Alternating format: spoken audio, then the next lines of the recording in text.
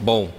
eu vou desenvolver em 15 minutos essa pauta da relação entre democracia, sociedade, governo, e eu resolvi pegar um tópico só e dar alguns exemplos dele, seguindo um pouco a intuição, eu não sabia que ele ia falar disso, do professor Pécio Arida hoje, e concentrar no tema do populismo na educação especificamente. Porque isso é uma questão que eu vivo cotidianamente, essa questão no Brasil, não só eu, e eu vou definir o que é populismo na educação. Populismo na educação é um fenômeno, eu não acho que é só brasileiro, tá? Mas acho que nós estamos falando aqui do Brasil e nós temos alguns aspectos específicos da nossa história do Brasil. O populismo na educação é o seguinte, são professores que basicamente dão pouca opção aos alunos de acesso a outras formas de narrativas da história ou narrativas do Brasil, através, às vezes, até de cerceamento de bibliografia, através de quase uma pregação de um modelo de sociedade e, muitas vezes, mesmo se valendo de um fato histórico que é, se você, por exemplo, se você é um aluno hoje, você tem, sei lá, 18 anos, 19 anos, 20 anos no Brasil, e você, por alguma razão, tem alguma inquietação, algum interesse pelo que a gente poderia chamar, grosso modo, de modelo de sociedade mais voltado para uma sociedade de mercado, ou como alguns chamam, liberal, que tem aparecido no debate aqui hoje bastante ao longo do dia, você, dificilmente você vai encontrar na universidade, nos departamentos de ciências humanas, ou mesmo em escolas, o que a gente chama de ensino médio, ou primeiro grau, toda hora muda esses nomes no Brasil, você dificilmente, se você é um aluno com esse perfil, você vai encontrar muita chance de desenvolver o seu interesse, por dois motivos. Primeiro, porque a maior parte dos professores que se ocupam disso vão, de alguma forma, te oferecer uma narrativa em que se acredita muito no Estado como forma de organização da sociedade, de realização da sociedade, e vai te oferecer também uma narrativa da história recente do Brasil que é muito interessante. E essa narrativa coloca normalmente os estudantes ou os mais jovens que não se identificam com uma visão, digamos assim, um pouco mais centralizadora de sociedade, numa saia justa, como se fala no Brasil, né? Por quê? A gente teve uma ditadura no Brasil, essa ditadura foi, grosso modo, de 64 até final dos anos 80, grosso modo, né? Meados dos anos 80, e essa ditadura ela estava inscrita num contexto de Guerra Fria. Esse contexto era um contexto em que havia todo o interesse dos Estados Unidos em manter distante o poder dos países que na época se chamava Cortina de Ferro, União Soviética, China ou similares. Então, você teve no Brasil e em outros países da América Latina, você teve uma ditadura que era identificada, então, como governos que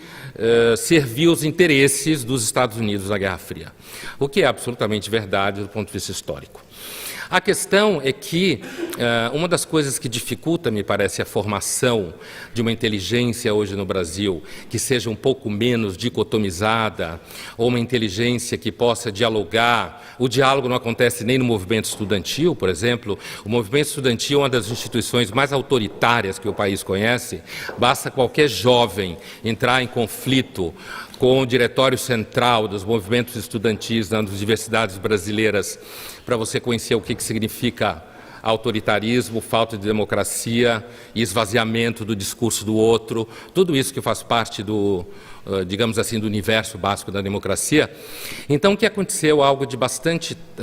interessante, quase, digamos assim, trágico, ou uma comédia na história recente do Brasil, foi o seguinte. Você teve no Brasil, nos anos 60, nos anos 70, essa ditadura. Essa ditadura representava os interesses americanos contra os países da chamada Cortina de Ferro ou do mundo socialista. E o interessante é que essa ditadura perseguiu pessoas, torturou, tudo verdade, né?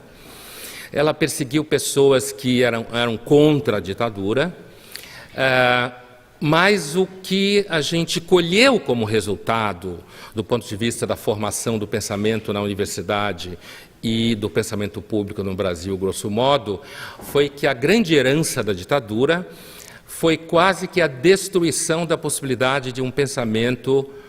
na universidade e no espaço público que não fosse identificado, grosso modo, como pensamento de esquerda, né? A grande baixa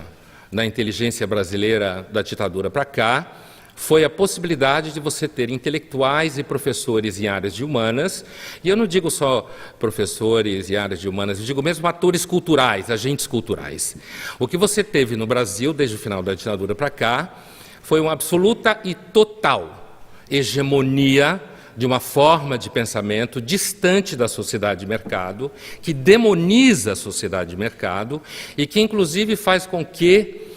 se você, por acaso, entende que deveria ser discutido, e aí é muito interessante porque a gente está aqui o dia inteiro, a gente tem ouvido bastante se falar de pensamento liberal, mas talvez uma discussão como essa em algumas universidades no Brasil hoje talvez fosse impossível. Talvez a mesa fosse interrompida o tempo inteiro, talvez você tivesse manifestações que calassem as pessoas que estão falando, talvez você tivesse aquilo que a gente pode falar grosso modo, que é uma espécie assim, de demonização. Quer dizer, se você por acaso quiser produzir uma narrativa, ou se interessar por uma narrativa de sociedade que seja um pouco distante da hegemonia do que domina os departamentos de humanas e o mundo cultural no Brasil hoje, que é um pensamento, digamos assim, um pouco mais à esquerda, você não encontraria espaço facilmente. Isso tem mudado um pouco, tem mudado, uma das razões, acho, é muito por conta da mídia, da imprensa, que tem e das redes sociais também, que tem trazido um pouco de instabilidade para essa hegemonia um tanto monolítica, mas a gente percebe o populismo na medida em que, se você pegar alunos da escola nível médio, se você pegar alunos, sei lá, que estão agora com 13, 14 anos, eles vão aprender na aula de história que, então, praticamente todo mundo que combatia a ditadura no Brasil, que era uma ditadura mesmo, como normalmente é, coisa ruim, né?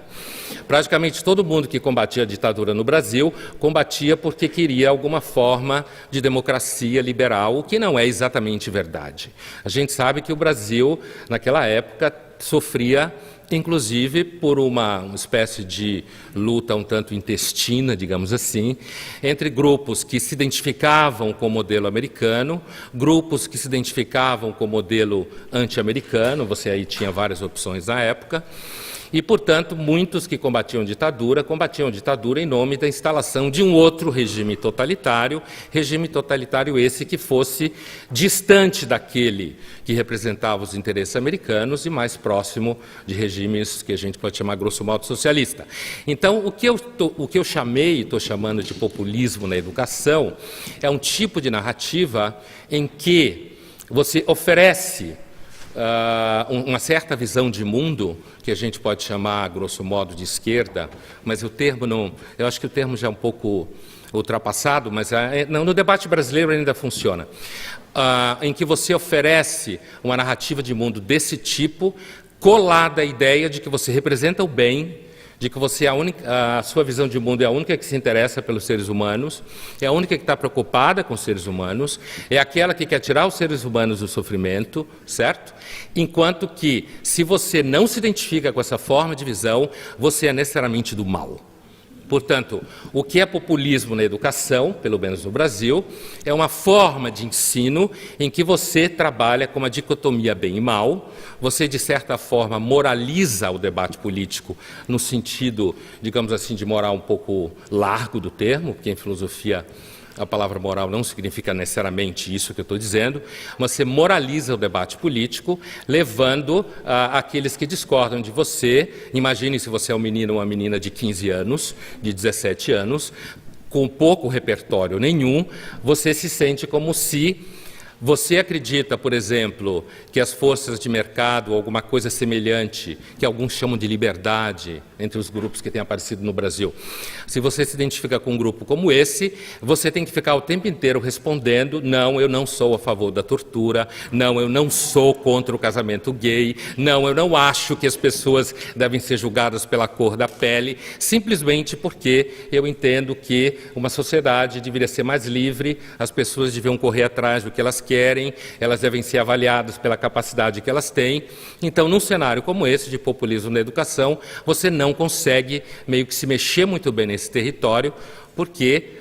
estou falando sempre do ponto de vista do aluno, porque eu dou aula há 20 anos e, por conta do trabalho na mídia, eu acabo me comunicando com muitos alunos que não são meus, né, que vão conversando comigo. E a última coisa que eu acrescentaria é o seguinte: existe sim um problema,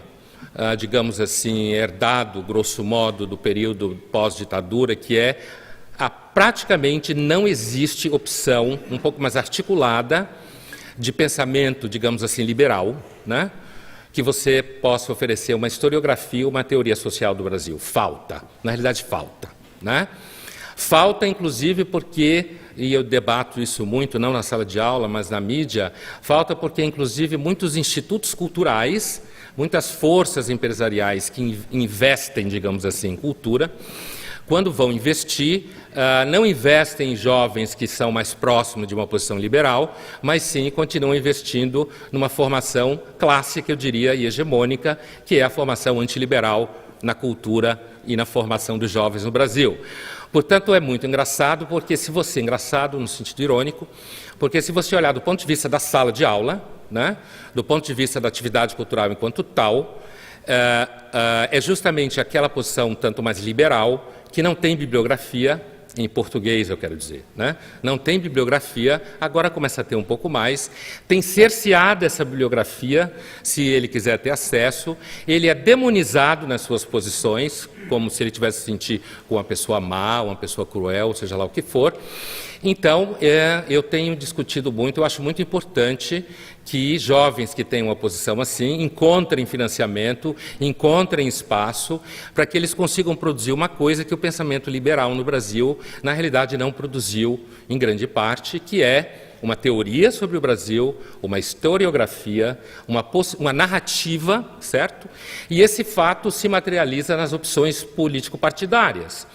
O PT, por exemplo, é de fato o único grande partido que o Brasil teve no seu período pós-ditadura, se você entender como um partido que nasceu de baixo, teve militância, teve adesão, teve uma relação ideologicamente consistente das pessoas para com ele, portanto de representatividade, a gente percebe isso até hoje, mas você não tem, na verdade, nenhuma opção que faça a ponte entre uma visão de mundo um pouco mais liberal para um jovem, uma opção político-partidária, começa a ter agora, está começando a aparecer algumas opções nesse sentido.